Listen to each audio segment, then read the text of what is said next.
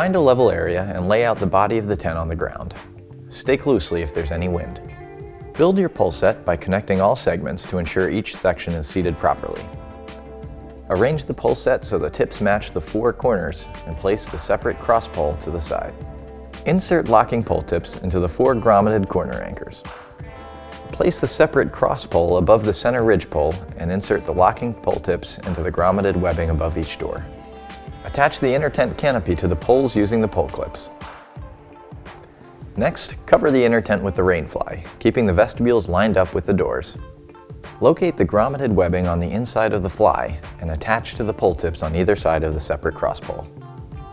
Secure the poles to the rainfly with internal Velcro pole wraps. Locate the webbing straps on the corners of the fly and attach to the locking pole tips under the tent anchor webbing.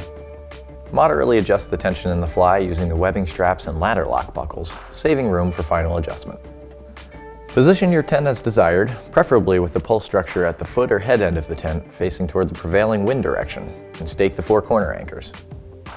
Secure anchors by placing the anchor loop around a stake, pulling moderately, and pound it into the ground with a hard object. If the ground is too hard for stakes, you can tie anchors to rocks or other heavy objects. Lastly, stake out both vestibules and connect the landing zone storage accessory by attaching the G-clips to the loops on the outside of the tent and the underside of the vestibule. For final tensioning, pull firmly on all adjustable corner anchors and tension lines for a tight setup.